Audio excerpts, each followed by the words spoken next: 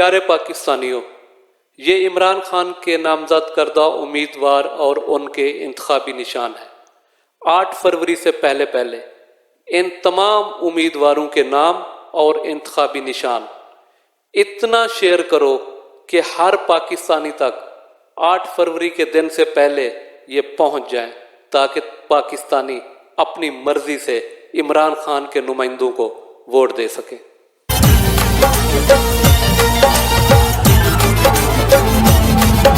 सिर्फ निशान बदला है, मेरा ईमान नहीं बदला।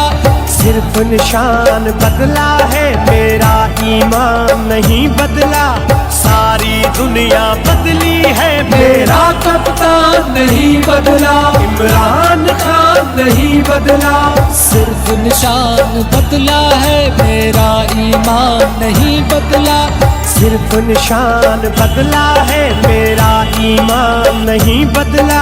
सारी दुनिया बदली है, मेरा कप्तान नहीं बदला। इमरान खान नहीं बदला, मेरा कप्तान नहीं बदला।